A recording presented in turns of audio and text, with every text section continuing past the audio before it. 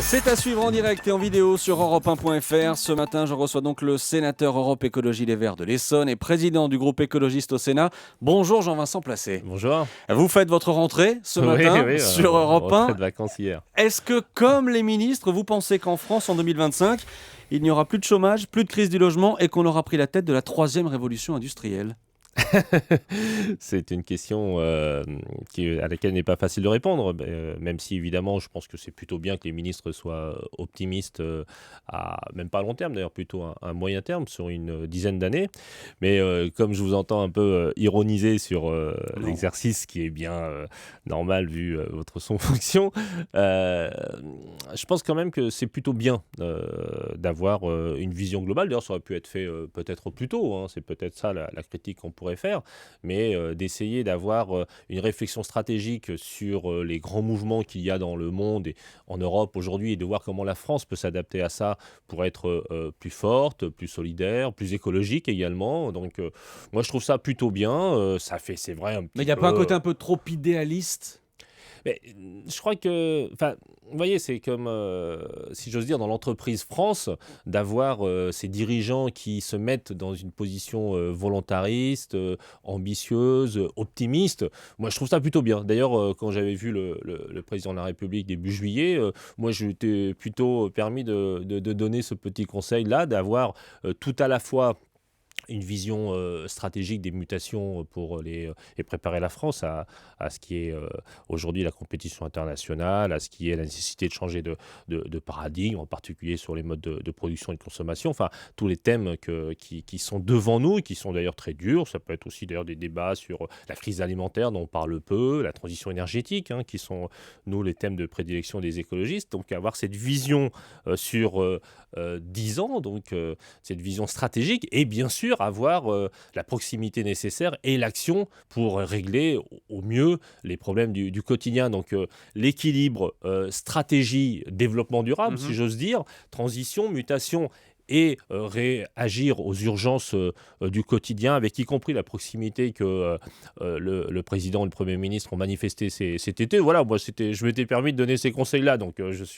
j'imagine pas le seul, mais enfin, quand au moins certains conseils sont écoutés, ben voilà, vous m'entendez plutôt satisfait. Donc ce n'est pas que ma bonne humeur de post-vacances qui fait que je suis souriant et positif. Je pense que là, il y a, j'espère, une nouvelle dynamique gouvernementale. Je parlais de cette troisième révolution industrielle qu'imagine Arnaud Montebourg. Hier, il a fait sa rentrée à Frangy aux côtés de Claude Barthelone. Certains les appellent les tontons flingueurs, même si les flingueurs ont été très sages hier. Ils n'ont pas été très flingueurs parce que... Vous pourriez vous retrouver à leur côté ? Vous qui avez aussi parfois un côté un peu flingueur. Pas ce matin, visiblement. Non, mais c'est pas sur le côté flingueur. Et je pense d'ailleurs que toutes celles et tous ceux qui, dans la majorité, dans la famille de la majorité, qu'ils soient socialistes ou écologistes, ont pu, oui, si vous voulez, émettre des critiques, mais en réalité développer des analyses, dire très sincèrement ce qu'on pense. C'était peut-être mieux que de louer toujours l'action qui était menée, alors qu'on voit bien que c'est difficile. Donc quand Claude Barthelone a parlé de confrontation avec l'Allemagne, moi je me retrouve dans ces termes-là. C'est vrai qu'il ne s'agit pas d'être fâché avec les Allemands. Les Allemands sont très divers, ce sont nos amis, et nous sommes évidemment dans une Europe que nous voulons, nous, et en plus les écologistes, fédérale. Mais il y a un débat d'ailleurs avec les Allemands de droite, comme il y a un débat ici avec la droite française. Mais est-ce que le ton plutôt sympathique envers le gouvernement qu'on a pu entendre, l'unité, etc., qu'on a pu entendre hier, est-ce que ça va être le là ? Est-ce qu'ils ont donné le là de la rentrée ? La majorité va faire bloc ? On ne s'est pas concerté, évidemment, même si j'aurais pu, en particulier avec Claude Barthelone, qui est un ami, mais je crois que le président de la République, en juillet, a voulu donner des signaux, notamment à sa majorité et aux partenaires, notamment les écologistes.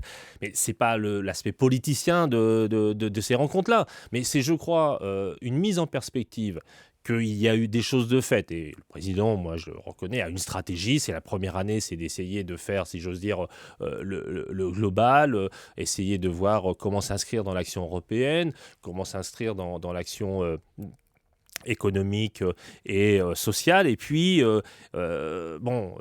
y a eu des critiques. Et c'est vrai que ces critiques-là, la majorité, les socialistes, les écologistes, on attend d'autres choses. Nous, par exemple, sur la transition énergétique, on a eu beaucoup de choses à dire et nous le dirons davantage encore à l'automne, sur Et le justement, budget, sur la fiscalité, sur tous ces thèmes-là.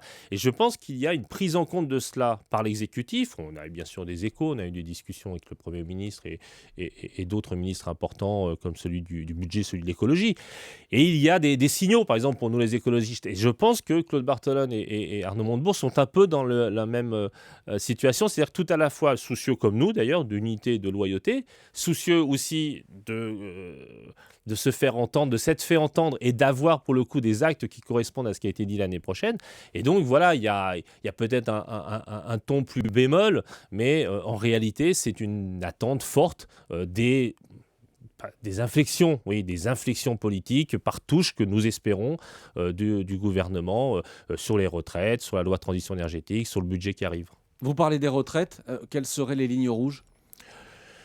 C'est vrai que là, ce que prépare le gouvernement a l'air assez équilibré. Moi, j'ai pu en discuter même cet été avec Marisol Touraine. La hausse de la CSG, ça vous va?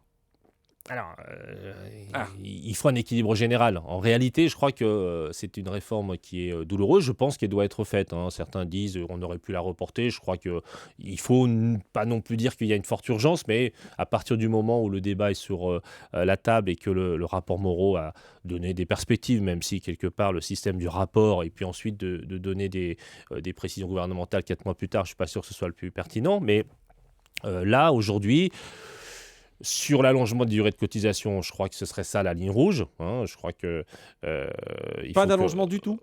non, mais vous savez, parce que sur le fond, c'est pas tellement d'ailleurs un mot d'ordre en disant ah oui, c'est là la gauche va manifester. C'est que quel est le sens aujourd'hui d'allonger encore la durée de cotisation et donc faire partir plus tard des salariés un peu âgés? C'est que souvent, pour les dernières années, ils ne sont plus salariés du tout et donc ils attendent péniblement parce qu'aujourd'hui la crise est là, en situation de chômage d'ailleurs, et la possibilité de partir à la retraite. Et donc ça ne résout aucun problème parce que par exemple il y a quelque chose sur lequel personne n'a discuté, y compris Madame Moreau, c'est l'impact de l'allongement de la durée de cotisation sur le chômage, tout à la fois des plus âgés et tout à la fois le chômage de remplacement par les jeunes. C'est vrai que ce type de réflexion-là, il faut les avoir pour savoir si on veut financer. Et ça, c'est un élément qui n'a pas été discuté. Mais ça veut dire qu'on pourrait vous retrouver, par exemple, dans les manifs, aux côtés des syndicats, si jamais le gouvernement décidait d'allonger la durée de cotisation? Moi, je ne suis pas un manifestant naturel. Je ne suis pas allé à la manifestation de Jean-Luc Mélenchon en mai.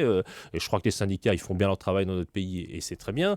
Après, moi, je suis président du groupe parlementaire de la majorité. J'ai la vocation, comme je l'ai dit, à me faire entendre. Je crois que je me suis fait un peu entendre. Et c'est pas au moment où j'ai l'impression que je vais avoir quelques résultats de ce que j'ai pu dire l'année dernière que je vais aller manifester, pas vraiment contre le gouvernement, mais tout de même, ce sera interprété comme ça.